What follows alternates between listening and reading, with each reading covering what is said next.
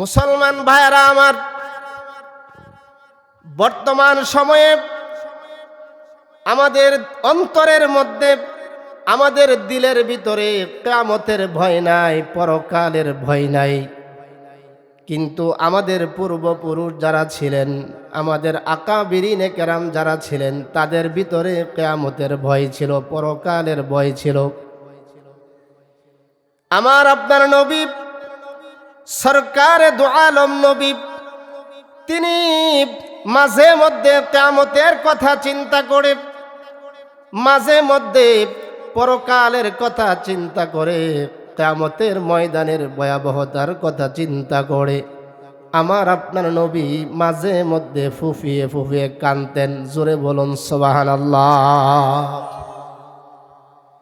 শুধু বলে তাই না, আমার আপনার নবীর সাহাবীদের মধ্যে অনেক সাহাবী এমন ছিলেন যাদেরকে বলা হয় আশারায়ে মুবাশশারা, অর্থাৎ জান্নাতের সার্টিফিকেট প্রাপ্ত 10 জন সাহাবী ছিলেন। তার মধ্যে বিখ্যাত একজন সাহাবী যার নাম হলো হযরত ওমর ইবনুল খাত্তাব রাদিয়াল্লাহু আনহু। হযরত ওমর ইবনুল খাত্তাব রাদিয়াল্লাহু আনহু দুনিয়াতে জান্নাতের সার্টিফিকেট পেয়েছেন, কিন্তু তিনি যখন নাকি মাঠে জঙ্গলে হাঁটতেন, তখন তিনি বলতেন, হায় হায়, আমি যদি ওমর না হয়ে যদি এই জঙ্গলের ঘাস হতাম, জীব জানোয়ারে খেয়ে শেষ করে ফেলতো, আল্লাহর আদালতে আমাকে জবাব দিতে হতো না। আওয়াজ দিয়ে বলুন আল্লাহু আকবার। জান্নাতের সার্টিফিকেট পাওয়ার পরও কি পরিমাণ ভয় তাদের অন্তরে ছিল, সেই হিসাবে আমাদের অন্তরে কিয়ামতের ভয়, পরকালের ভয় আছে নাকি? আমার ভাইয়েরা গভীর মনোযোগ দিয়ে শুনবেন। আমাদের পূর্বপুরুষ যারা ছিল তাদের ভিতরে পরকালের একটা ভয় ছিল। আমরা যখন ছোট্ট সময় সকাল বেলায় মক্তবে যেতাম কোরআন পড়ার জন্য, ফজরের নামাজের পর আমরা দেখতাম প্রত্যেকটা ঘরের ভিতর থেকে গুনগুন সুরে কোরআন তেলাওয়াত ভেসে আসতো। আওয়াজ দিয়ে বলুন ঠিক কিনা? এখন আছে? জোরে বলুন আছে? এখন আর নাই। ভাইরা আমার, দুনিয়ার মানুষ আমাদের কাছে এসে অভিযোগ করে, হুজুর, গতকালকের ঘটনা, আমার মসজিদে একজন মুসল্লি আমার সাথে, আমার একটি ছেলে আছে, আমার ছেলের বয়স হলো 14 বছর। হুজুর, আমি ওকে মসজিদে নেওয়ার জন্য, নামাজ পড়ানোর জন্য পা পর্যন্ত ধরেছি, কিন্তু নামাজ পড়ে না, আমাদের কথা শোনে না, আমাদের সাথে বেয়াদবি করে। হুজুর, আমরা কি করতে পারি? পরামর্শ দেন। আমার ভাইয়ারা, এই যে সন্তান কথা শুনে না, ছেলে কথা শুনে না, মেয়ে কথা শুনে না, স্ত্রী কথা শুনে না, সন্তানকে বিবাহ করিয়েছে, বৌমা কথা শুনে না, এরকম অশান্তি ঘরে ঘরে আছে না নাই? আমার ভাইয়েরা, গভীর মনোযোগ দিয়ে শুনবেন। যখন নাকি আমাদের ঘর থেকে কোরআন তেলাওয়াত বিদায় হয়ে গেছে, তখন থেকে আমাদের ঘর থেকে শান্তি, রহমত আর বরকত বিদায় হয়ে গেছে। আওয়াজ দিয়ে বলুন ঠিক কিনা? আমার ভাইয়েরা, আল্লাহ পাক রব্বুল আলামিন বিশ্ব শান্তি প্রতিষ্ঠিত করার জন্য আল্লাহ পাক 30 পারা কোরআন নাজিল করেছেন। আমরা যদি শান্তি পেতে চাই, ঘরে ঘরে কোরআন তেলাওয়াত চালু করার দরকার আছে না নাই? দুনিয়ার মানুষ কোরআন থেকে যে যত বেশি দূরে সরবে, সে তত বেশি আল্লাহর রহমত থেকে বঞ্চিত হবে। ঠিক কিনা বলুন? যার জীবন কোরআন থেকে যত বেশি দূরে সরবে, সে আল্লাহ পাকের রহমত আর বরকত থেকে তত বেশি বঞ্চিত হয়ে যাবে। এই জন্য হুজুরের কাছে গিয়ে পানি পড়া নেওয়ার দরকার নাই। যদি ঘরের ভিতরে আমরা কোরআন তেলাওয়াত চালু করতে পারি, তাহলে আমাদের ঘরটা শান্তি, রহমত আর বরকত যারা দ্বারা যিনি ভরপুর করে দিবেন, আওয়াজ দিয়া বলুন তিনি কে? দরকার আছে? ঘরের ভিতরে কোরআন তেলাওয়াত চালু করবেন তো, নাকি 1 ঘন্টা ওয়াজ শুনবেন, মজা লাগবে কিন্তু আমল করবেন না, এরকম কিছু? তাহলে আমরা ঘরের ভিতরে কোরআন তেলাওয়াত চালু করব আজকের মাহফিল থেকে যাওয়ার পরে। রাজি আছেন? যদি করেন তাহলে এত দূর সফর করে আমার আশা সার্থক, আপনাদের কষ্ট করে এই শীতের মধ্যে বসে থাকা সার্থক হবে। ঠিক কিনা জোরে বলুন। কারা কারা কোরআন তেলাওয়াত ঘরে চালু করবেন? হাত তোলেন তো দেখি। আল্লাহ পাক আমাদের সকলকে কবুল করুন, বলেন আমিন।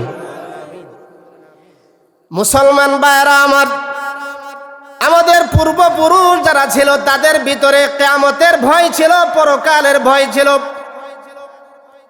আমরা ছোট্ট সময় দেখেছি, আমরা যখন নাকি রাস্তায় হাঁটতাম, রাস্তায় আমাদের সামনে কোনো মা বোন থাকলে, কোনো মহিলা থাকলে, তারা রাস্তার এক পাশে গাছের আড়ালে দাঁড়িয়ে যেত, ঘুমটা দিয়ে দিত। কি এরকম দৃশ্য দেখছেন না? কিন্তু এখন আছে, এখন আমাদেরকে ঠেল্লা ঠেল্লা হাঁটে। জোরে বলুন ঠিক কিনা? রাস্তা হেদের জ্বালা এখন হাঁটা যায় না। বেহায়াপনা, বেলাল্লাপনায় রাস্তাঘাট, দোকানপাট, মার্কেট ভরে গেছে। মার্কেট, আহারে শহরে গেলে দেখতে পারবেন মার্কেটে পুরুষ বেশি না মহিলা বেশি? তো অশান্তি আসবে না তো কি আসবে বলেন? শান্তি তো আমরা দূর করে দিছি। ঠিক কিনা জোরে বলুন। বর্তমানে আমাদের ভিতরে কিয়ামতের ভয় নাই, পরকালের ভয় নাই। আমাদের পূর্বপুরুষ যারা ছিলেন তাদের ভিতরে কিয়ামতের ভয় ছিল, পরকালের ভয় ছিল। শুধু আমাদের পূর্বপুরুষদের বড় মানুষের মধ্যে কিয়ামতের ভয় ছিল তা না, আগের জমানার ছোট্ট ছোট্ট বালকদের ভিতরেও কিয়ামতের ভয় ছিল। ঠিক কিনা? আমি আপনাদেরকে একটি ঘটনা শোনাবো। আল্লাহ পাক রব্বুল আলামিন, আল্লাহ পাক রব্বুল আলামিনের একজন বড় আল্লাহর ওলি, বুজুর্গ ব্যক্তি, নাম তার হযরত বাহলুল রহমাতুল্লাহি আলাইহি। আল্লাহ পাকের পাগল বাহলুল রহমাতুল্লাহি আলাইহি একবার তিনি কোথাও সফরে বের হলেন, দেখলেন এরকম একটা মাঠ, খেলার মাঠ। এখানে কতগুলো বালক ছেলেরা খেলাধুলা করছে, আর পাশে মাঠের এক প্রান্তে বসে বসে একটি ছোট্ট বালক, ছোট্ট একটি বাচ্চা বসে বসে কান্না করছে। হযরতে বাহলুল রহমাতুল্লাহি আলাইহি ভাবলেন, হয়তো এই বালক ছেলেটি তার বন্ধুদের সাথে খেলতে পারে না, এই জন্য কান্দে। হযরত বাহলুল রহমাতুল্লাহি আলাইহি বাচ্চা ছেলেটার কাছে গিয়া বললেন, বাবা তুমি কেন কান্দো? তুমি কি তোমার বালক বন্ধুদের সাথে খেলতে চাও নাকি? তুমি যদি খেলতে চাও আমি তাদের সাথে তোমাকে খেলার ব্যবস্থা করে দেই। বাচ্চা ছেলেটা কি চমৎকার জবাব দিছে শুনে। বাচ্চা ছেলে হযরত বাহলুল রহমাতুল্লাহ আলাইহিকে কোরআনের আয়াত শোনায়। আল্লাহু আকবার। বাচ্চা ছেলে ডাক দিয়ে বলে, আফা হাসিবতুম আন্নামা খলাকনাকুম আবাসা। আওয়াজ দিয়ে বলুন আল্লাহু আকবার। বাচ্চা ছেলেটা ডাক দিয়ে বলে, হুজুর দুনিয়ার মানুষ কি মনে করছে আল্লাহ পাক রব্বুল আলামিন দুনিয়ার মানুষকে খামাখা সৃষ্টি করেছেন, এমনি এমনি সৃষ্টি করেছেন? না না, আল্লাহ পাক দুনিয়ার মানুষকে এমনি এমনি সৃষ্টি করেন নাই, খামাখা সৃষ্টি করেন নাই। বাচ্চা ছেলেটা ডাক দেয়া বলে, হুজুর আমি খেলার জন্য কান্না করি না, এই জায়গায় বসে বসে আমি কিয়ামতের চিন্তায়, পরকালের চিন্তায়, জাহান্নামের আগুনের ভয়ে আমি এখানে বসে বসে কান্না করি। বলেন সুবহানাল্লাহ। হযরত বাহলুল রহমাতুল্লাহ আলাইহি বললেন, বাবা তুমি তো ছোট্ট বালক, তুমি কিয়ামত কি বুঝো, পরকাল কি বুঝো, তুমি জাহান্নামের আগুন কি বুঝো? বাচ্চা ছেলেটা ডাক দিয়া বলে, হুজুর আজকে আমি বাড়িতে দেখেছি আমার মা যখন চুলার ভিতরে আগুন জ্বালাবেন পাক করার জন্য, খাবার পাকানোর জন্য, আমার মা যখন চুলার ভিতরে আগুন জ্বালাবেন সর্বপ্রথম ছোট্ট ছোট্ট লাকড়িগুলা, ছোট্ট ছোট্ট খড়িগুলা আগে দিছেন, ছোট্ট ছোট্ট লাকড়ি দিয়ে আগুন জ্বালাইছেন, তারপরে বড় বড় গোলা দিছেন। হুজুর, এই দৃশ্য দেখে আমার ভিতরে ভয় এসে গেল। দুনিয়ার আগুন জ্বালানোর জন্য যদি ছোট্ট লাকড়ি আগে দিতে হয়, না জানি কিয়ামতের ময়দানে জাহান্নামের আগুন জ্বালানোর জন্য আল্লাহ পাক রব্বুল আলামিন না জানি আমরা ছোট্ট বালকদেরকে আগে জাহান্নামে দিয়ে না জানি আল্লাহ জাহান্নামের আগুন জ্বালায়। হুজুর, এই যে আমার ভিতরে জাহান্নামের আগুনের ভয় ঢুকে গেল। জাহান্নামের আগুনের ভয়, পরকালের ভয়, কিয়ামতের ভয় আমাকে আমার বালক বন্ধুদের সাথে খেলতে দেয় না। আল্লাহু আকবার। আমার ভাইরা, পূর্বকার জমানার ছোট্ট ছোট্ট বালকদের ভিতরেও কিয়ামতের ভয় ছিল, পরকালের ভয় ছিল, জাহান্নামের আগুনের ভয় ছিল। কিন্তু আজকে আমাদের ভিতরে কিয়ামতের ভয় নাই, পরকালের ভয় নাই। আওয়াজ দিয়া বলুন ঠিক কিনা? মুসলমান ভাইরা আমার, গভীর মনোযোগ দিবেন, সিরিয়ালে পয়েন্টে পয়েন্টে কথা বলবো। মুসলমান ভাইরা আমার, গভীর মনোযোগ দিয়ে শুনবেন। তাহলে আল্লাহ পাক রব্বুল আলামিন সূরা জিলজালের মধ্যে কি বিষয় আলোচনা করেছেন বলেন? কিয়ামত। কি আল্লাহ পাক রব্বুল আলামিন বলেন, দুনিয়ার মানুষ শুনো, কিয়ামত হবে, কিয়ামতের আগমন ঘটবে, তার মধ্যে কোনো সন্দেহ নাই। আল্লাহ পাক রব্বুল আলামিন বলেন, ইন্নাস সাআতা লাআতিয়াতুল লা রাইবা ফিহা, নিশ্চয়ই কিয়ামতের আগমন ঘটবে, তার মধ্যে কোনো সন্দেহ নাই। আমার ভাইরা, আল্লাহ পাক ডাক দিয়া বলেন, ও দুনিয়ার মানুষ শোনো, আমি আল্লাহ পাক রব্বুল আলামিন তোমাদেরকে জগতের সবচেয়ে বেশি সৌন্দর্যতা দিয়ে বানিয়েছি। সুবহানাল্লাহ বলেন।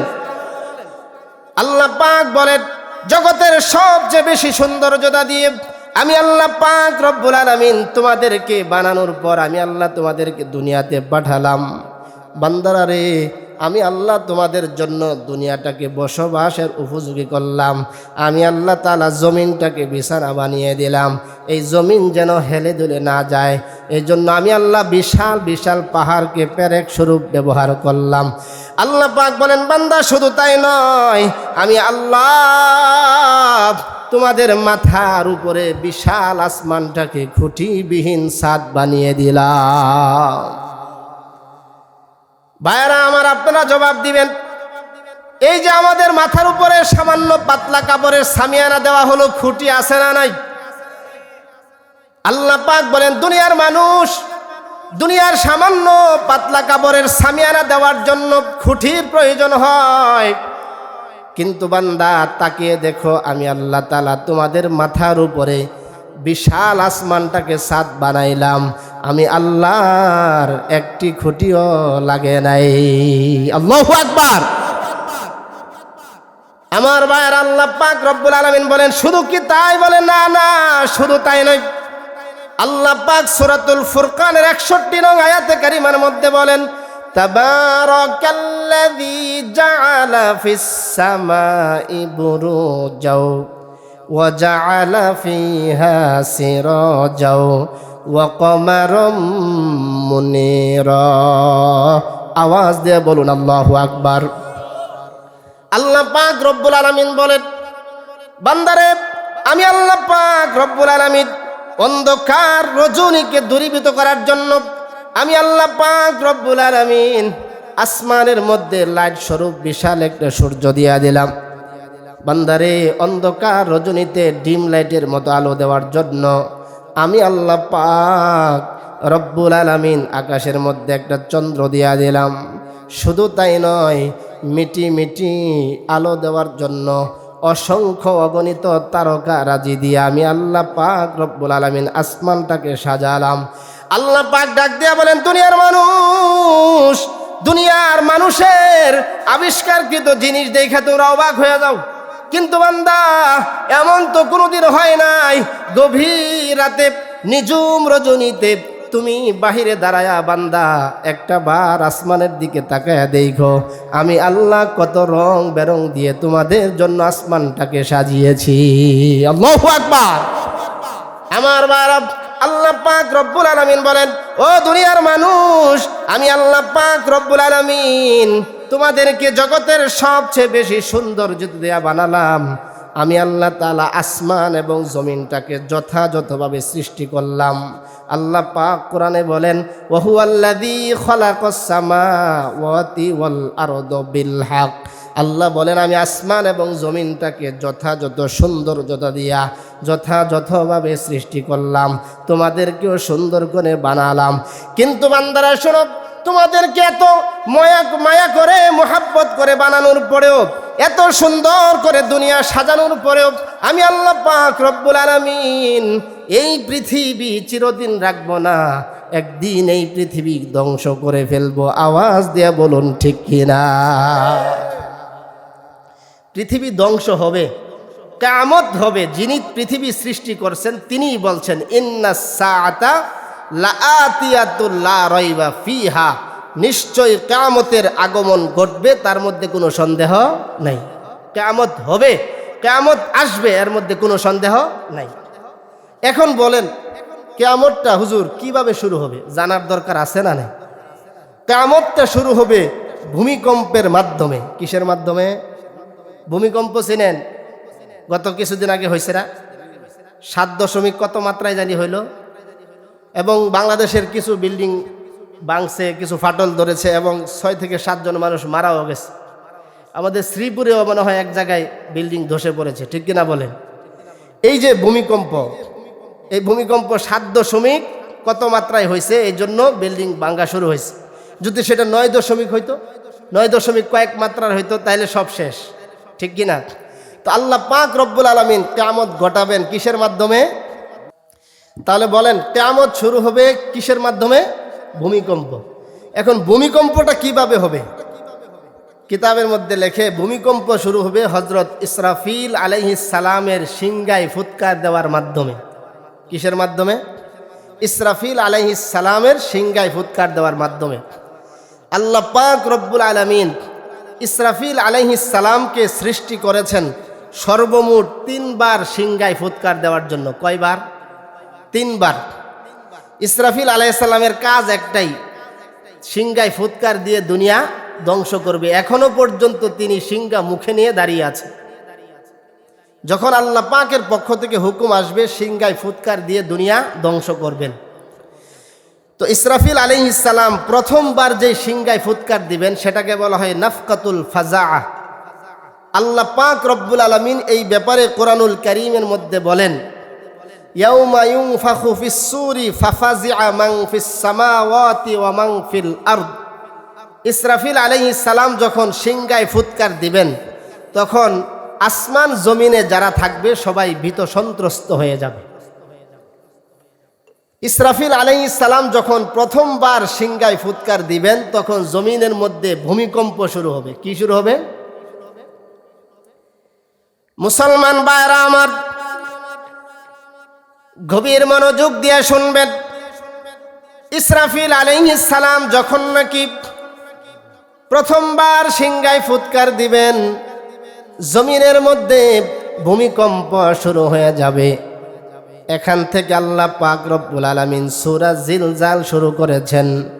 আল্লাহ পাক রব্বুল আলামিন বলেন, ইযা যুলজিলাতিল আরদু জিলজালাহা। যখন জমিন তার প্রকম্পনে প্রকম্পিত হবে, জমিনের মধ্যে যখন ভূমিকম্প শুরু হয়ে যাবে, আল্লাহ পাক বলেন, দুনিয়ার মানুষ, দুনিয়াতে বিজ্ঞানের অগ্রগতির কারণে বর্তমানে ভূমিকম্প হলে মানুষ সেটার মাত্রা নির্ণয় করতে পারে, মাত্রা নির্ধারণ করতে পারে। 7 এত মাত্রা, 3 এত মাত্রা। কিন্তু বান্দা, ইসরাফিল আলাইহিস সালামের সিংহায় ফুৎকার দেওয়ার পর জমিনে যে ভূমিকম্প শুরু হবে, সেটা কি পরিমাণ ভূমিকম্প হবে, সেটার মাত্রা কতটুকুন হবে, সেটা আল্লাহ পাক সারা পৃথিবীর আর কেউ জানে না। কি পরিমাণ ভূমিকম্প হবে আল্লাহ পাক রব্বুল আলামিন মাত্রা বলে দেন নাই। আল্লাহ পাক রব্বুল আলামিন পবিত্র কোরআনুল কারীমে তবে একটা নমুনা বলছেন।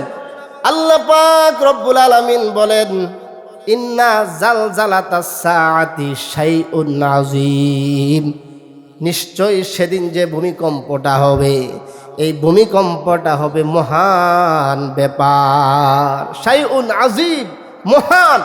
আমরা জানি যে দুনিয়াতে যে যত বড় তার কথার ওজন তত বেশি, ঠিক কিনা বলে? যে যত বড় তার কথার ওজন তত বেশি। তো আল্লাহ পাক রব্বুল আলামিন মহান। আল্লাহ বলছেন সেদিন ভূমিকম্পটা হবে শাইউন আযীম, এক ভয়ঙ্কর ব্যাপার। তাহলে সেই দিন ভূমিকম্পটা কি পরিমাণ ভয়ঙ্কর হবে সেটা দুনিয়ার মানুষের নির্ণয় করা সম্ভব হবে না। আল্লাহ ছাড়া কেউ জানেন। আল্লাহ বলছেন আযীম, শাইউন আযীম, ভয়ঙ্কর এক ব্যাপার হবে। কি পরিমাণ ভয়ঙ্কর হবে সেটা আল্লাহ ছাড়া কেউ জানেন না। তবে আল্লাহ পাক রব্বুল আলামিন পবিত্র কোরআনুল কারীমের মধ্যে আল্লাহ পাক ইসরাফিল আলাইহিস সালামের সিংহায় ফুৎকার দেওয়ার পর ভূমিকম্প শুরু হয়ে গেলে জমিনবাসীর অবস্থা কি হবে আল্লাহ পাক রব্বুল আলামিন তার একটা চিত্র বর্ণনা করেছেন। আল্লাহ পাক রব্বুল আলামিন বলেন সেদিন আল্লাহ পাক রব্বুল আলামিন বলেন ইন্না জালজালাতাস সাআতি শাইউন আযীম ইয়াওমা তারাউনাহা তাজহালু কুল্লু মুরদিআতিন আম্মা আরদাআত। আল্লাহ পাক বলেন যখন নাকি জমিনে ইসরাফিল আলাইহিস সালামের সিংহায় ফুৎকার দেওয়ার পর যখন নাকি জমিনে ভূমিকম্প শুরু হবে, প্রকম্পনটা এত ভয়ঙ্কর হবে, আল্লাহ পাক বলেন সেদিন যে সকল মহিলাদের কোলে বাচ্চা থাকবে, দুগ্ধপোষ্য শিশু থাকবে, তারা কিয়ামতের প্রকম্পনের চোটে তাদের দুগ্ধপোষ্য শিশুদেরকে দূরে নিক্ষেপ করে পাগলের মতো দৌড়াতে থাকবে। গত কিছুদিন আগে ভূমিকম্প হয়েছে, আপনারা দেখছেন, মার্কেটে গেছে বাবা ছেলে, ছোট্ট বাচ্চা, ছেলেরে রাইখা বাবা দৌড়, দেখছেন না আপনারা? ছেলেরে রাইখাই বাবা দৌড় দিচ্ছে। আল্লাহ পাক বলেন ওই দিন ভূমিকম্পটা এত ভয়ঙ্কর হবে, যে সকল মহিলাদের কোলে শিশু বাচ্চা থাকবে এরা বাচ্চাকে দূরে নিক্ষেপ করে পাগলের মতো দৌড়াতে থাকবে। আল্লাহ বলেন শুধু কি তাই? বলে না না, শুধু তাই নয়, ওই দিন আল্লাহ বলেন ওয়াতাদউ কুল্লু যাতি হামলিন হামলাহা, ওই দিন যেই সকল মহিলারা গর্ভবতী হবে, 4 মাসের গর্ভধারণ, 5 মাসের 6 মাসের অপরিপক্ক বাচ্চা কিয়ামতের প্রকম্পনের চোটে 4 মাসের 5 মাসের 6 মাসের অপরিপক্ক বাচ্চা ডেলিভারি হয়ে জমিনে পড়ে যাবে। বলুন নাউজুবিল্লাহ। কি পরিমাণ ভয়ঙ্কর হবে! বাচ্চা, অপরিপক্ক বাচ্চা মায়ের গর্ভ থেকে ডেলিভারি হয়ে জমিনে পড়ে যাবে। আল্লাহু আকবার। আল্লাহ বলেন শুধু কি তাই? না না, ওয়াতারান নাসা সুকারা ওয়া মা হুম বিসুকারা। আল্লাহ বলেন মানুষ দুনিয়াতে নেশা পান করলে যেরকম এদিক সেদিক দৌড়ায়, আল্লাহ বলেন ওই দিন কিয়ামতের প্রকম্পনের চোটে মানুষগুলো পাগলের মতো এমনভাবে দৌড়াবে, দেখলে মনে হবে নেশা পান করছে। আল্লাহ বলেন না না, তারা নেশাগ্রস্ত হয় নাই, নেশা জাতীয় দ্রব্য পান করে নাই। ওয়ালাকিন্না আযাবাল্লাহি শাদীদ, বরং আমার আযাব বড় কঠিন। আওয়াজ দিয়ে বলুন নাউজুবিল্লাহ। আমার ভাইরা শুধু কি তাই? আল্লাহ পাক কুরআনুল কারীমের আরেক আয়াতে আরো ভয়ঙ্কর কথা বললেন। কিয়ামতের প্রকম্পন শুরু হয়ে গেলে আল্লাহ পাক রব্বুল আলামিন বলেন ইয়াউমা ইয়াজআলুল বুলদানা শিবা। আল্লাহ পাক বলেন কিয়ামতের প্রকম্পন যখন শুরু হয়ে যাবে, ওই দিন জমিনে যারা ছোট্ট বালক থাকবে এরা কিয়ামতের প্রকম্পনের চোটে 90 বছরের বৃদ্ধতে রূপান্তরিত হয়ে যাবে। জোরে বলুন আল্লাহু আকবার। আরো জোরে বলেন আল্লাহু আকবার। কি পরিমাণ ভয়ঙ্কর হবে! আমরা জানি দুনিয়াতে মানুষের উপর যখন শাস্তির পরিমাণ বাড়ে তখন চেহারার মধ্যে বয়সের ছাপ পড়ে যায়, ঠিক কিনা? দেখবেন একজন মানুষকে জেলখানায় নেওয়া হলো, 3 মাস 6 মাস জেলখানায় থাকছে, রিমান্ডে তাকে টর্চারিং করা হয়েছে। জেলখানা থেকে বের হওয়ার পর দেখা যায় তার চেহারার মধ্যে বয়সের ছাপ পড়ে যায়, ঠিক কিনা?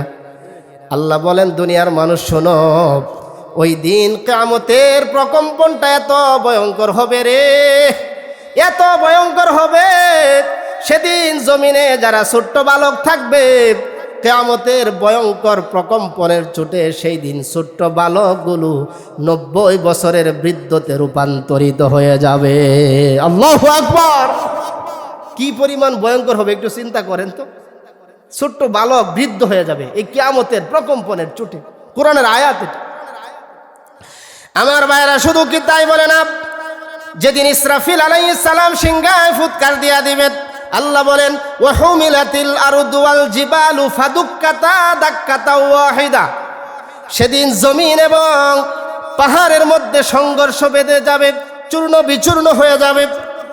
শুধু কি তাই না, আল্লাহ পাক রব্বুল আলামিন বলেন ওয়া তাকুনুল জিবালু কাল ইহনিল মানফুশ, কিয়ামতের প্রকম্পন শুরু হয়ে গেলে সেদিন আমরা যে বড় বড় পাহাড়গুলো দেখি, এই পাহাড়গুলো দুনিত রঙিন সুতার মতো বাতাসের সাথে উঠতে থাকবে। বলুন আল্লাহু আকবার! কি ব্যাপার? এই যে আমরা ল্যাপ তোষক বানাই, যখন এটাকে বাড়ি দেয় না, বাড়ি দেওয়ার পর কিছু তুলা বাতাসের সাথে উড়ে, কিছু সুতা উড়ে। আল্লাহ বলছেন ইসরাফিল আলাইহিস সালাম যখন সিংহায় ফুৎকার দিবেন ওয়া তাকুনুল জিবালু কাল ইহনিল মানফুশ, সেদিন এই বড় বড় পাহাড়গুলো বাতাসের সাথে উঠতে থাকবে। আল্লাহু আকবার! একটু চিন্তা করেন তো কি পরিমাণ ভয়ঙ্কর হবে সেই দিন ভূমিকম্পটা। আল্লাহ পাক রব্বুল আলামিন বলেন ওয়া ইদাল বিহারু ফুজ্জিরাত, সেদিন সমুদ্রের মধ্যে উত্তাল তরঙ্গমালা সৃষ্টি হবে। আল্লাহ পাক বলেন ওয়া ইদাল কাওয়াকিবু তাসারাত, তারকারাজিগুলো খসে খসে পড়ে যাবে, চন্দ্র খসে পড়ে যাবে, সূর্য খসে খসে পড়ে যাবে।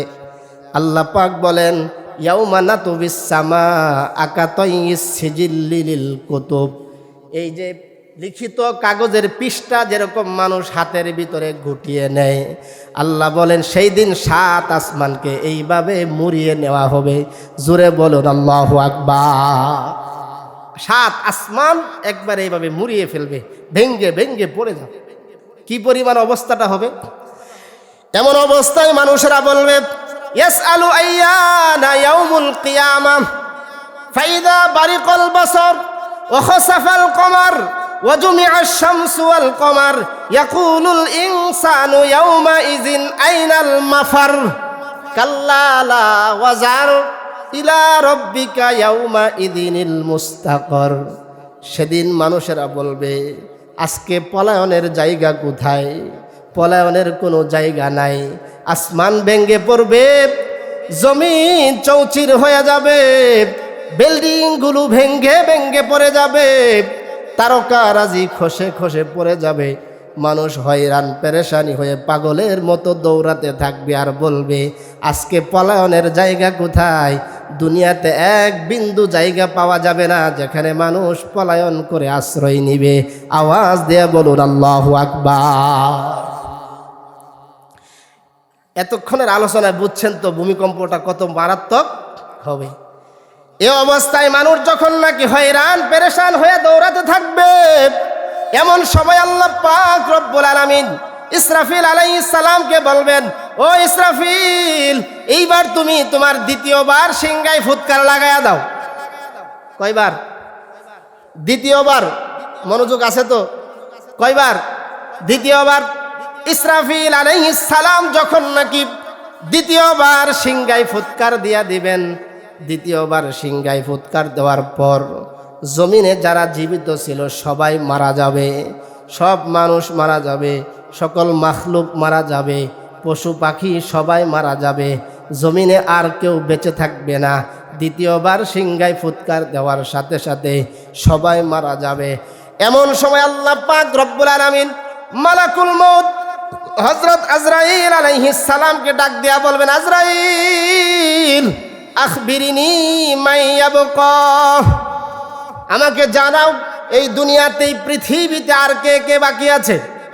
আজরাইল আলাইহিস সালাম বলবেন আল্লাহ আপনি আছেন আর আমরা বড় বড় 4 জন ফেরেশতা আছি, আর কেউ নাই। সুবহানাল্লাহ। বড় বড় 4 জন ফেরেশতা হযরত জিবরাইল আলাইহিস সালাম, মিকাইল আলাইহিস সালাম, ইসরাফিল আলাইহিস সালাম, মালাকুল মাউত হযরত আজরাইল আলাইহিস সালাম। আল্লাহ, আমরা চারজন ফেরেশতা আছি আর আপনি আছেন, জগতে আর কেউ বেঁচে নাই। আল্লাহ পাক রব্বুল আলামিন মালাকুল মউতকে বলবেন, ও আজরাইল, বাকি তিনজন ফেরেশতার জান তুমি কবজ করে ফেলো। আজরাইল আলাইহিস সালাম বাকি তিনজন ফেরেশতার জান কবজ করে ফেলবেন। আল্লাহ পাক রব্বুল আলামিন আজরাইলকে ডাক দেয়া বলবেন, আখবিরিনি মাই ইয়াবকা, আমাকে জানাও জমিনে আর কে কে বাকি আছে। আজরাইল আলাইহিস সালাম বলবেন, আল্লাহ, আপনি আছেন আর আমি আছি, আর জগতে কেউ নাই। জোরে বলুন সুবহানাল্লাহ। আল্লাহ পাক রব্বুল আলামিন এই কথা শোনার পর মালাকুল মউতকে ডাক দেয়া বলবেন, কুল্লু নাফসিন যায়িকাতুল মাউত, প্রত্যেকটা প্রাণীকে মৃত্যুর স্বাদ আস্বাদন করতে হবে। ও মালাকুল মাউত আজরাইল, তোমারও বেঁচে থাকার দরকার নাই, তুমি তোমার নিজের জানটা নিজেই কবজ করে ফেলো। আল্লাহু আকবার।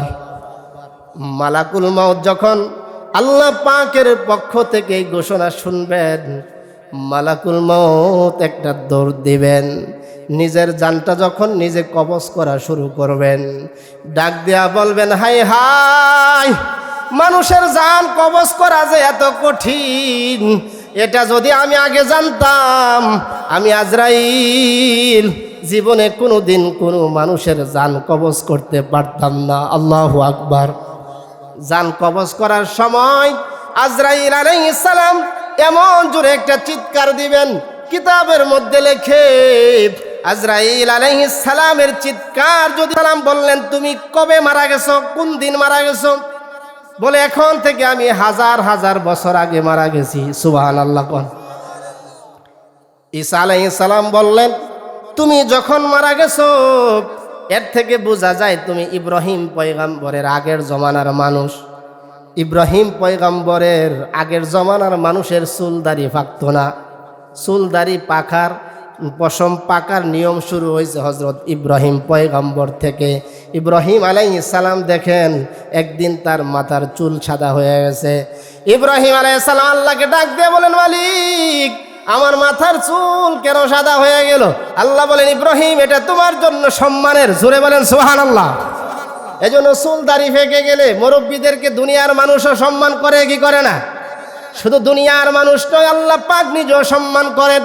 দুনিয়ার কোনো দাড়ি পাকা মানুষ যদি আল্লাহ পাকের কাছে হাত তুলে, তাহলে আল্লাহ পাক লজ্জা পেয়ে তার দোয়াটা কবুল করে নেয়। সম্মান আছে না? তো ঈসা আলাইহিস সালাম বললেন, তোমার চুল ফাঁকলো কেন? তুমি যখন মারা গেছো তখন তো চুল ফাঁকার সিস্টেম ছিল না। তখন ওই লোকটা ডাক দিয়ে বলে, আল্লাহর পয়গম্বর, আমি যখন মারা গেছি তখন আমার একটা চুলও পাকে নাই, একটা দাড়িও পাকে নাই, কিন্তু যখন মালাকুল মউত আমার জান কবজ করতে শুরু করেছে, আমার জীবন বের করার জন্য মালাকুল মউত যে একটা থাবা দিছে, এই একটা থাবার যে কষ্ট হয়েছে, ওই কষ্টে আমার মাথার অর্ধেক চুল দাড়ি পেকে গেছে। আওয়াজ দেয়া বলুন আল্লাহু আকবার। আমার ভাইরা, গভীর মনোযোগ দিয়া শুনবেন, এদিক সেদিক তাকাবেন না, একটু খেয়াল করেন।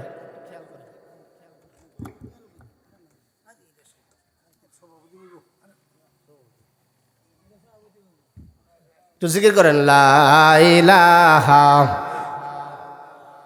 লা ইলাহা লা ইলাহা। আমার ভাইয়েরা, এবার আমার দিকে মনোযোগ দিন। তাহলে বোঝা গেল মৃত্যুর সময় মানুষের কষ্ট আছে না নাই? এজন্য মৃত্যুর যন্ত্রণা, মৃত্যুর কষ্ট হবে, এই কথা চিন্তা করে করে মৃত্যুকে ভয় করার দরকার আছে না নাই? আমার ভাইয়েরা, বলতেছিলাম হযরত আজরাইল আলাইহিস সালাম যখন নাকি নিজের জানটা নিজে কবজ করে ফেলবেন, এইবার জমিনে আর কেউ বাকি নাই। আওয়াজ দিয়ে বলুন, একজন বাকি আছেন, তিনি কে? আরো জোরে বলুন, তিনি কে? এই পৃথিবীতে আল্লাহ ছাড়া আর কেউ নাই। কথাটা আল্লাহ পাক সূরা রহমানের মধ্যে বলেছেন, কুল্লু মান আলাইহা ফান ওয়ায়াবকা ওয়াজহু রাব্বিকা যুল জালালি ওয়াল ইকরাম। আল্লাহ পাক বলেন কুল্লু মান আলাইহা ফান, সব কিছু ধ্বংস হয়ে যাবে, সবাই শেষ হয়ে যাবে। ওয়ায়াবকা ওয়াজহু রাব্বিকা যুল জালালি ওয়াল ইকরাম, মহিমাময় আল্লাহ, মহিমাময় সত্তা ছাড়া পৃথিবীতে আর কেউ থাকবে না। আওয়াজ দিয়ে বলুন ঠিক কিনা? সবাই শেষ, একজন আছেন, তিনি কে? আল্লাহ। যখন পৃথিবীতে আর কেউ নাই, সবাই শেষ হয়ে গেছে, আল্লাহ পাক রব্বুল আলামিন জমিনকে লক্ষ্য করে বলবেন, হে জমিন আইনা সাজারুকি, তোমার মাঝে যে বড় বড় গাছগুলো ছিল সেগুলো আজ কোথায়? জমিনের পক্ষ থেকে কোনো জবাব আসবে না, জমিনের তরফ থেকে কোনো জবাব আসবে না। আল্লাহ পাক রব্বুল আলামিন আবার জমিনকে লক্ষ্য করে বলবেন, হে জমিন আইনা কুসুরুকি, তোমার মাঝে যে বড় বড় বিল্ডিংগুলো ছিল সেগুলো আজ কোথায়? জমিনের উপরে বর্তমানে 100 তলা, 100 তলা, 150 তলা, 200 তলা বিল্ডিং আছে না নাই? আল্লাহ পাক জমিনকে লক্ষ্য করে বলবেন, হে জমিন তোমার মাঝে যে বড় বড় প্রাসাদগুলো ছিল সেগুলো আজ কোথায়? জমিনের তরফ থেকে কোনো জবাব আসবে না। আল্লাহ পাক রব্বুল আলামিন আবার জমিনকে লক্ষ্য করে বলবেন, হে জমিন আইনাল মুতাকাব্বিরুন, তোমার মাঝে যে অহংকারী ব্যক্তিরা ছিল তারা আজ কোথায়? জমিনের উপরে অহংকারী মানুষ আছে না নাই? জোরে বলুন, আছে না নাই? আল্লাহ পাক বলেন আইনাল মুতাকাব্বিরুন, আজকে সেই অহংকারীরা কোথায়? অহংকারের চোটে দাপটে এলাকায় মানুষ থাকতে পারে না, আছে না নাই? আল্লাহ বলবেন এরা আজ কোথায়? জমিনের তরফ থেকে কোনো জবাব আসবে না। আল্লাহ পাক আবার জমিনকে বলবেন, হে জমিন আইনা মুলুকাল আরদ, জমিনের বড় বড় রাজা বাদশারা আজ কোথায়? ফেরাউন কোথায়? নমরুদ কোথায়? হামান কোথায়? আবু জাহেল কোথায়? উতবা সাইবা কোথায়? আল্লাহ পাক রব্বুল আলামিন ডাক দিয়া বলবেন, জমিনের এই বড় বড় রাজা বাদশারা আজ কোথায়? জোরে বলুন ঠিক কিনা? ফেরাউন কোথায়? নমরুদ কোথায়? আইনা মুলুকাল আরদ, জমিনের বড় বড় রাজা বাদশারা আজ কোথায়? আল্লাহ পাক ডাক দিয়া বলবেন, জমিনের অহংকারী বাদশারা আজ কোথায়? আল্লাহ পাক বলবেন, যারা নাকি রাজত্ব পাওয়ার পর, ক্ষমতা পাওয়ার পর জুলুম করেছে এরা আজ কোথায়? আল্লাহ পাক জমিনকে লক্ষ্য করে যখন এই কথা বলবেন, জমিনের পক্ষ থেকে কোনো জবাব আসবে না। আল্লাহ পাক রব্বুল আলামিন তারপরে আবার এই পৃথিবীটাকে আল্লাহ পাক সমতল ভূমি করে আবার নতুন করে সৃষ্টি করবেন। জোরে বলেন সুবহানাল্লাহ। ওই দিন যে আল্লাহ পাক জমিনকে সৃষ্টি করবেন, বর্তমান জমিন আর ওই দিনের জমিন একরকম হবে না। গোটা পৃথিবীটাকে আল্লাহ সমতল ভূমি বানাবেন। কুরআনুল কারীম আল্লাহ তাআলা বলছেন, লা তারা ফিহা ইওয়াজা ওয়ালা আমতা। আল্লাহ বলেন, নবী গো সেদিন আপনি জমিনের মধ্যে কোনো টিলা দেখবেন না, জমিনের মধ্যে কোনো বক্রতা দেখবেন না, জমিনের মধ্যে কোনো উঁচু নিচু থাকবে না, কোনো বক্রতা থাকবে না। আল্লাহ পাক রব্বুল আলামিন বলেন, লা তারা ফিহা ইওয়াজা ওয়ালা আমতা, জমিনে কোনো বক্রতা নাই, জমিনে কোনো টিলা নাই। গোটা পৃথিবীটাকে আল্লাহ পাক সমতল ভূমি বানাবেন। আল্লাহু আকবার। এই গোটা পৃথিবীটাকে সমতল ভূমি বানাবেন, এটাই হবে হাসরের ময়দান। আওয়াজ দেয়া বলুন আল্লাহু আকবার। বুঝতেছেন কথা ভাই? এই পৃথিবীটাকে সমতল বানাবেন। ওই দিন আর চিনবেন না যে এটা দুবাসিয়া, ওইটা বারৈহাটি, ওইটা গফরগাঁও, ওইটা পাগলা, এটা আর চিনা যাবে না। পুরা পৃথিবী আল্লাহ পাক সমতল ভূমি বানাবেন। তো সমতল ভূমি বানানোর পর আল্লাহ পাক রব্বুল আলামিন সর্বপ্রথম ইসরাফিল আলাইহিস সালামকে জিন্দা করবেন। বলুন আল্লাহু আকবার। ইসরাফিল আলাইহিস সালামকে কেন জিন্দা করবেন? কারণ ইসরাফিল আলাইহিস সালামকে আল্লাহ সৃষ্টি করেছিলেন কয়বার জানি ফু দেওয়ার জন্য? তো জোরে বলেন, কয়বার দিছিলেন? কয়বার? 2 বার। বাকি আছে কয়বার? 1 বার। এখন হুজুর আয়েশা গেছে, আমার অত্যন্ত মোহাব্বতের এবং আমার অত্যন্ত প্রিয় এক মানুষ, আমার অত্যন্ত মোহাব্বতের বড় ভাই, যার পরামর্শ নিয়ে আমি চলি। আমার অত্যন্ত মোহাব্বতের এবং আমার একজন পছন্দের ব্যক্তি, অত্যন্ত চমৎকার প্রাঞ্জল ভাষায় কণ্ঠ কারে কয় একটু পরে বুঝবেন ইনশাআল্লাহ।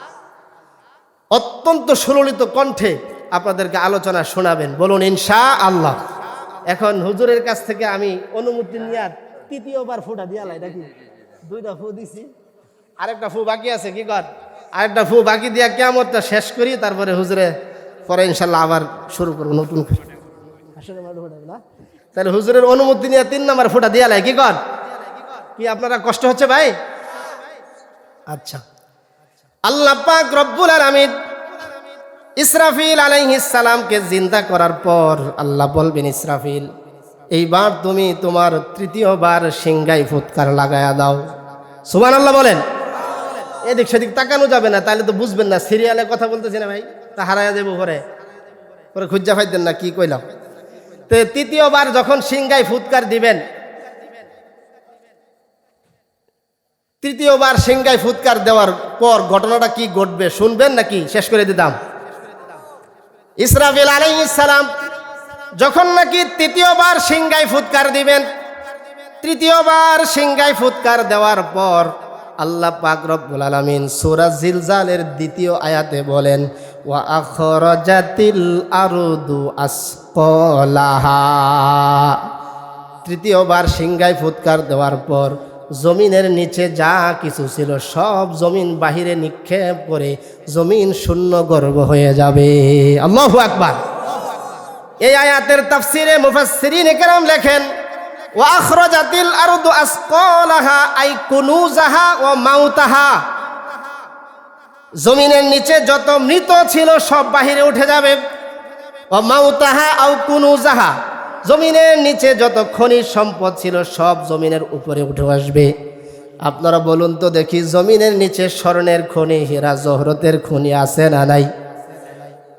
মুসলিম শরীফের মধ্যে হাদিস আসছে, জমিনের নিচ থেকে যখন নাকি স্বর্ণের খনিগুলো উপরে উঠে আসবে, হাসরের ময়দানে উঠে যাবে, মৃত মানুষগুলো উঠবে। আপনারা বলুন তো দেখি, মৃত মানুষের মধ্যে চোর আছে না নাই? ডাকাত আছে না নাই? হত্যাকারী আছে না নাই? আত্মীয় স্বজনের হক নষ্টকারী আছে না নাই? ভাই বোনের হক নষ্টকারী আছে না নাই? যখন নাকি জমিনের নিচ থেকে সবাই উঠবে, চোর ডানে তাকিয়ে দেখবে সম্পদের পাহাড় দেখা যায়, বামে তাকিয়ে দেখবে স্বর্ণের পাহাড় দেখা যায়। এবার মুসলিম শরীফের হাদিসের মধ্যে আসছে, চোর ডাক দিয়া বলবে, হায় হায়, এই সম্পদের জন্য দুনিয়াতে চুরি করেছিলাম, আজকে দেখি সম্পদের পাহাড় পড়ে আছে, কেউ ফিরেও তাকায় না। ডাকাত ডাক দিয়া বলবে, এই সম্পদের জন্য দুনিয়াতে ডাকাতি করেছিলাম, আজকে দেখি সম্পদের পাহাড় পড়ে আছে, কেউ ফিরেও তাকায় না। হত্যাকারী ডাক দিয়া বলবে, এই সম্পদের জন্য দুনিয়াতে মানুষ হত্যা করেছিলাম, কিন্তু আজকে সম্পদের স্মরণের পাহাড় পড়ে আছে, কেউ ফিরেও তাকায় না। মানুষেরা ডাক দিয়া বলবে, হায় হায়, এই সম্পদের জন্যে আমার ভাইয়ের সাথে সম্পর্ক ছিন্ন করেছিলাম, এই সম্পদের জন্যে বোনের সাথে সম্পর্ক ছিন্ন করেছিলাম। আপনারা একটু দিল থেকে বলবেন, এই পৃথিবীতে ভাই ভাইয়ে যত দ্বন্দ্ব আছে সব সম্পদ নিয়ে, জোরে বলুন ঠিক কিনা? ভাই ভাইয়ে যত দ্বন্দ্ব সম্পদ নিয়ে, ভাই আর বোনে যত দ্বন্দ্ব সম্পদ নিয়ে, কিন্তু হাসরের ময়দানে সম্পদের পাহাড় পড়ে থাকবে, কেউ সম্পদের দিকে তাকাবেও না। তখন ডাক দিয়া বলবে, আফসোস, এই সম্পদের জন্য ভাইয়ের সাথে বোনের সাথে সম্পর্ক ছিন্ন করেছিলাম রে। আরে আজকে সম্পদ পড়ে আছে, কেউ সম্পদের দিকে ফিরেও তাকায় না। আমার ভাইয়ারা, তাহলে বোঝা গেল এই সম্পদ, ধন সম্পদ, এগুলো মানুষের কোনো কাজে আসবে না। জোরে বলুন ঠিক কিনা? হুজুর যেহেতু এসে গেছে, হাসরের ময়দানে দাঁড় করায়া জায়গা, আল্লাহ যদি হায়াতে বাঁচায় পরে ইনশাল্লাহ পার করবো না, কি বলেন ঠিক কিনা? তাহলে সব খনিজ সম্পদ হাসরের ময়দানে উঠবে, তখন মানুষ আফসোস, গাহিরি, এই সম্পদের জন্য ভাইয়ের সাথে এত বছর কথা বলি নাই, এই সম্পদের জন্য বোনের সাথে খারাপ আচরণ করছি, আজকে তো সম্পদের পাহাড় পড়ে আছে, কেউ ফিরেও তাকায় না। আর এই চিন্তাটা যদি আমাদের ভিতরে আসতো, তাহলে এত সাদাবাজি, এত দুর্নীতি, এত চুরি, এত ডাকাতি হয়তো, বলেন ভাই? হয়তো না। এই দুনিয়ার তুচ্ছ এই সম্পদের জন্য আমরা কি না করছি। এজন্য আমি আজকের আলোচনা থেকে যেটা বোঝাইতে চাচ্ছি, ভাই, কিয়ামত হবে, মৃত্যু হবে, দুনিয়া ধ্বংস হবে, দুনিয়া চিরদিন থাকবে না। আরেকজনের বুকে লাথি দিয়ে আপনি যে 10 তলা বানালেন, 10 তলায় কি চিরদিন থাকতে পারবেন? 10 তলা চিরদিন থাকতে পারবেন বলেন? আমি শুরুতে একটি আপনাদেরকে শের শুনিয়েছিলাম যে দেখেন, মানুষ মনে করে, গাফেল মানুষ যারা, তারা মনে করে যে মৃত্যুর ধারাই তার জিন্দিগি খতম হয়ে গেছে। কিন্তু না, মৃত্যুর মাধ্যমে তার জিন্দিগি খতম হয় নাই, বরং মৃত্যুর মাধ্যমে তার জিন্দিগির শুরু হয়েছে। জোরে বলুন ঠিক কিনা? মৌত কো সমঝা হে গাফেল ইখতিতামে জিন্দগি, मौत को समझा है गाफिल इख्तितामे जिंदगी, दर हकीकत मौत तेरे इब्तिदाए जिंदगी, दर हकीकत मौत तेरे इब्तिदाए जिंदगी।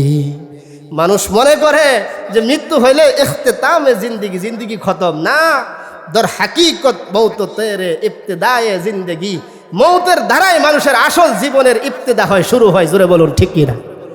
সুতরাং মৃত্যুর মাধ্যমে যেহেতু আমাদের আসল জীবনের শুরু, সুতরাং আমাদের আসল জীবনটা যেন ভালো হোক, এজন্য দুনিয়ার জীবন ভালো করার দরকার আছে না নাই? আল্লাহ পাক রব্বুল আলামিন আমাদেরকে বুঝে শুনে আমল করবার তৌফিক দান করুন। আমরা বলি আমিন। রাহমাতুল্লাহি ওয়া বারাকাতুহু।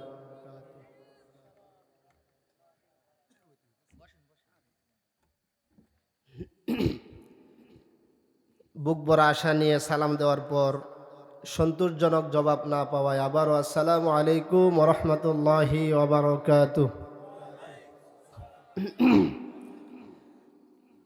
আলহামদুলিল্লাহ আলহামদুলিল্লাহি নাহমাদুহু ওয়া নাস্তাঈনুহু ওয়া নাস্তাগফিরুহু ওয়া নু'মিনু বিহি ওয়া নাতাওয়াক্কালু আলাইহি ওয়া নাউযু বিল্লাহি মিন শুরুরি আনফুসিনা ওয়া মিন সাইয়্যিআতি আ'মালিনা,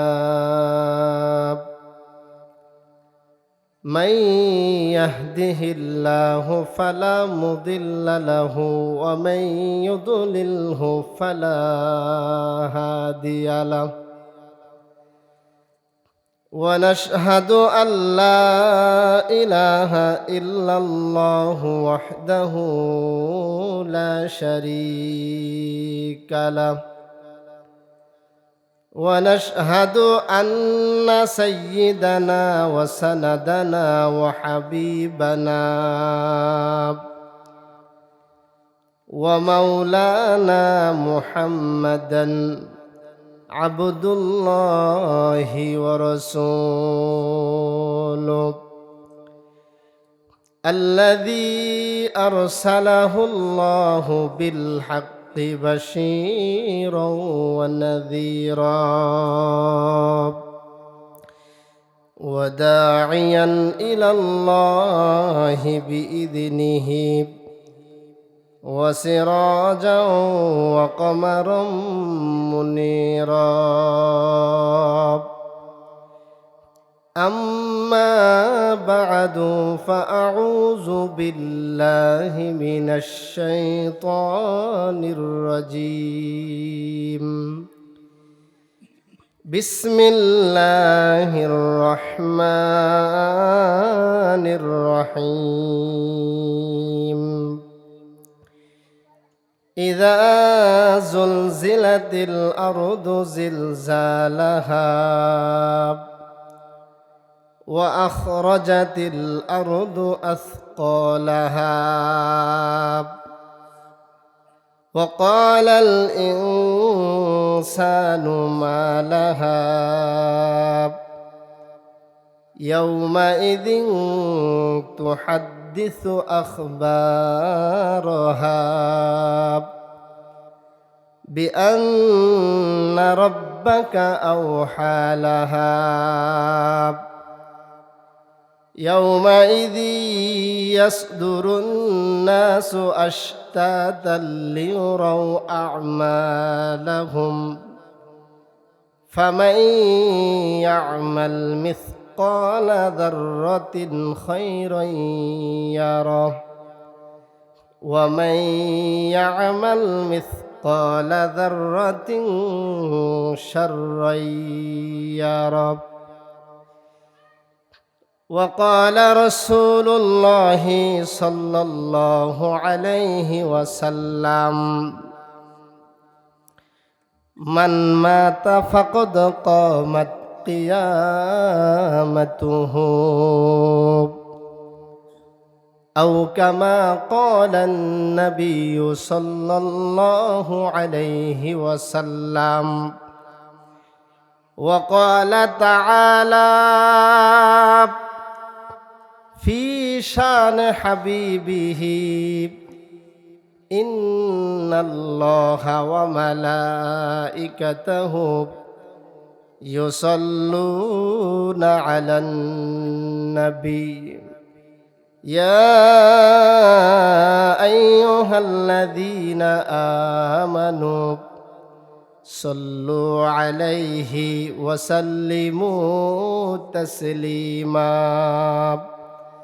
محبت بری اللهم صل على محمد وعلى آل محمد كما صليت على إبراهيم وعلى آل إبراهيم إنك حميد مجيد.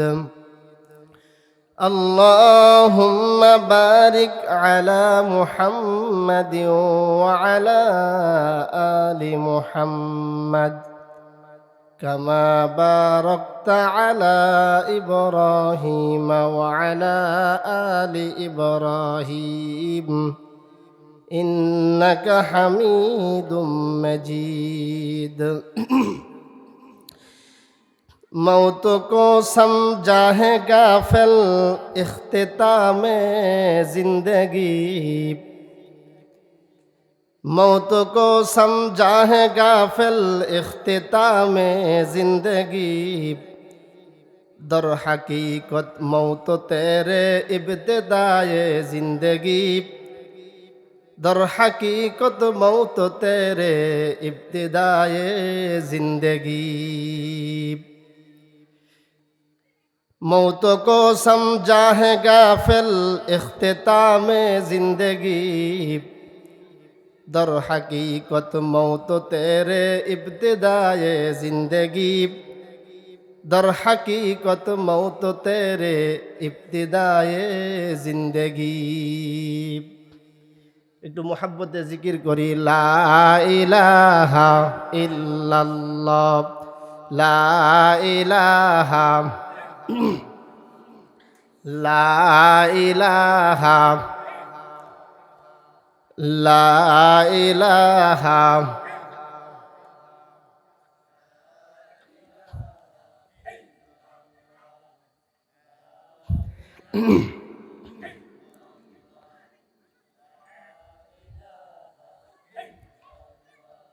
رزقنا قسمة الجبار فينا لنا علم وللمال جهال لا إله إلا الله لا إله لا إله إلا الله لا إله चल मुसाफिर बन का ढूंढी बहुत दूर तक जाना है आज भी जाना कल भी जाना जाना बहुत दूर है ला इलाहा لا إله إلا الله লা ইলাহা। আলহামদুলিল্লাহ। উপস্থিত দুবাশিয়া খানবাড়ি জামে মসজিদের উদ্যোগে আয়োজিত ষষ্ঠ বার্ষিক ওয়াজ ও দুয়ার মাহফিলের শ্রদ্ধাভাজন সভাপতি, প্রধান অতিথি, বিশেষ অতিথিবৃন্দ, আমার সামনে উপবিষ্ট আছেন পিতৃতুল্য মুরব্বিয়ানে আজম, সমবয়সী যুবক বন্ধুগণ, পর্দার অন্তরালে অবস্থানরত আমার অত্যন্ত শ্রদ্ধেয় সম্মানিত মা ও বোনেরা, আমরা সর্বপ্রথম আল্লাহ জাল্লা শানুহুর দরবারে কৃতজ্ঞতা জ্ঞাপন করছি, শুকর আদায় করছি যে রব্বুল আলামিন আমাদেরকে ফিতনা ফাসাদের জমানায়, গুনাহে মুবতালা, গুনাহে ভরপুরের জমানায় হাজারো মানুষ থেকে যাচাই বাছাই করে নির্বাচিত করে আজকের ধর্মীয় অনুষ্ঠান, ওয়াজ মাহফিল তথা বেহেশতের বাগানে আসার এবং বসার, দিনই কিছু ইমানি কিছু আলোচনা করবার এবং শুনবার জন্যে যে রব্বুল আলামিন আমাদেরকে সুযোগ দান করলেন, তৌফিক দান করলেন, সেই মহান রব্বুল আলামিনের আলিশান দরবারে সমস্বরে একসাথে মনের সবটুকুন আবেগ উজাড় করে দিয়ে মুসলমান হিসাবে ইমানের আওয়াজকে উঁচু করে সুউচ্চ কণ্ঠে রব্বুল আলামিনের শিখানো বাক্যে কালিমাতুশ শুকুর আদায় করে নিচ্ছি আলহামদুলিল্লাহ। মুআজ্জাজ হাজিরিন, আমি আপনাদের সামনে পবিত্র কোরআনুল কারীমের 30 নম্বর পারার ছোট্ট একখানা সূরা তেলাওয়াত করেছি, যে সূরাটির নাম হচ্ছে সূরা জিলজাল। একটু আওয়াজ দিয়ে বলেন সূরার নাম কি? জিলজাল। এই সূরা জিলজাল অত্যন্ত ফজিলতপূর্ণ, তাৎপর্যপূর্ণ এক সূরা। তাফসিরে ইবনে কাসিরের মধ্যে আসছে, হযরত আব্দুল্লাহ ইবনে আমর রাদিয়াল্লাহু আনহু থেকে বর্ণিত হাদিস, তিনি বলেন কোন একজন সাহাবী রাসূল আকরাম সাল্লাল্লাহু আলাইহি ওয়াসাল্লামের কাছে এসে বললেন, ইয়া রাসূলুল্লাহ, আমাকে পবিত্র কোরআন থেকে কিছু পড়িয়ে দিন। নবীজি বললেন, তুমি আলিফ লাম মিম এ জাতীয় 3টি সূরা পড়ে নাও। সাহাবী বললেন, ইয়া রাসূলুল্লাহ, আমি বয়োবৃদ্ধ হয়ে গিয়েছি, আমার স্মৃতিশক্তি দুর্বল হয়ে গিয়েছে, এত বড় সূরা আমার পক্ষে পড়া সম্ভব হবে না, আমাকে সবক পাল্টিয়ে দিন। নবীজি বললেন, তাহলে তুমি হা মিম এ জাতীয় 3টি সূরা পড়ে নাও। তিনি বললেন, ইয়া রাসূলুল্লাহ, আমি বয়োবৃদ্ধ হয়ে গিয়েছি, আমার স্মৃতিশক্তি দুর্বল হয়ে গিয়েছে, এত বড় সূরা আমার পক্ষে পড়া সম্ভব হবে না, সবক পাল্টিয়ে দেন। নবীজি বললেন, তাহলে তোমার কি সূরা জিলজাল জানা আছে? তিনি বললেন, জি হ্যাঁ ইয়া রাসূলুল্লাহ, হ্যাঁ আমার সূরা জিলজাল জানা আছে। নবীজি বললেন, তুমি সূরা জিলজাল তেলাওয়াত করতে থাকো। ওই সাহাবী বললেন, ওয়াল্লাযী বা'সাকা বিল হক, ওই সত্তার শপথ যিনি আপনাকে সত্য সহকারে প্রেরণ করেছেন, লা আযীদু আলাইহা আবাদান, আমি এর থেকে আর বিন্দু পরিমাণ কিছু বাড়াবো না। ওই সাহাবী বললেন, ওয়াল্লাযী বা'সাকা বিল হক, ওই সত্তার শপথ যিনি আপনাকে সত্য সহকারে প্রেরণ করেছেন, লা আযীদু আলাইহা আবাদান, আমি এর থেকে আর কিছু বাড়াবো না। নবীজি বললেন, ও আমার সাহাবীরা শোনো, এই লোক যদি তার কথায় সত্যবাদী হয়ে থাকে তাহলে সে সফলতার চূড়ান্ত পর্যায়ে পৌঁছে গেছে। বলুন সুবহানাল্লাহ। এই হাদিস থেকে বোঝা যায় কোরআনুল কারীমের একটি সূরা মানুষকে সফলতার চূড়ান্ত পর্যায়ে পৌঁছে দিতে পারে। জোরে বলুন ঠিক কিনা? এই সূরা জিলজাল অত্যন্ত ফজিলতপূর্ণ একটি সূরা। হাদিসের মধ্যে আসছে, রাসূল বলেছেন, সূরা জিলজাল নিসফুল কুরআন, অর্থাৎ সূরা জিলজাল কোরআনের অর্ধেক। কোনো মানুষ যদি সূরা জিলজাল তেলাওয়াত করে, আল্লাহ পাক রব্বুল আলামিন তার আমল নামায় 15 পারা কোরআন তেলাওয়াতের সওয়াব দান করবেন। একটু আস্তে বলেন সুবহানাল্লাহ। আরেক বর্ণনায় আসছে, রাসূল বলেন, সূরা জিলজাল রুবুল কোরআন, সূরা জিলজাল কোরআনের 1/4, অর্থাৎ কেউ যদি 4 বার সূরা জিলজাল তেলাওয়াত করে তাহলে আল্লাহ পাক রব্বুল আলামিন তার আমল নামায় পূর্ণ কোরআন খতমের সওয়াব দান করবেন। তাহলে বলুন, এই ফজিলতপূর্ণ সূরা জিলজাল আমাদেরকে শিখার এবং তেলাওয়াত করার দরকার আছে না নাই? শিখব তো ইনশাআল্লাহ? রাজি আছি তো? আল্লাহ তৌফিক দান করুন, বলুন আমিন। সম্মানিত ভাইয়েরা, এই সূরা জিলজালের মধ্যে আল্লাহ পাক রব্বুল আলামিন কিয়ামত প্রসঙ্গে, পরকাল প্রসঙ্গে আলোচনা করেছেন। আল্লাহ পাক রব্বুল আলামিন শুধু সূরা জিলজালে নয়, পুরা কোরআনুল কারীমে প্রায় 1/3 অর্থাৎ 2000, প্রায় 2000 আয়াতের মধ্যে আল্লাহ পাক রব্বুল আলামিন কিয়ামত, পরকাল, মৃত্যু নিয়ে আলোচনা করেছেন। বলুন সুবহানাল্লাহ। আল্লাহ পাক রব্বুল আলামিন কেন প্রায় 2000 আয়াতের মধ্যে আল্লাহ পাক কেন কিয়ামত নিয়ে, পরকাল নিয়ে কেন আলোচনা করলেন? কারণ হচ্ছে, মানুষের ভিতরে যদি কিয়ামতের ভয় এসে যায়, মানুষের অন্তরের ভিতরে যদি পরকালের ভয় এসে যায়, মানুষের দিলে যদি মৃত্যুর ভয় এসে যায়, তাহলে সেই মানুষ আর কোনোদিন অন্যায় কাজ করতে পারে না। ঠিক না? জোরে বলুন ভাই। এজন্য আল্লাহ পাক মানুষকে কিয়ামতের ভয়, পরকালের ভয়, মৃত্যুর ভয়, জাহান্নামের আযাবের ভয় আল্লাহ পাক মানুষকে ভয় দেখানোর জন্য পবিত্র কোরআনের 3 ভাগের 1 ভাগ শুধু কিয়ামত নিয়ে, পরকাল নিয়ে আলোচনা করেছেন। জোরে বলেন সুবহানাল্লাহ। সম্মানিত ভাইয়েরা আমার, কিয়ামতের ভয় বর্তমানে আমাদের ভিতরে নাই। কি বলেন, কথা ঠিক না বেঠিক? পরকালের ভয় নাই, অথচ আমাদের পূর্বপুরুষ যারা ছিলেন তাদের ভিতরে কিয়ামতের ভয় ছিল। ঠিক কিনা?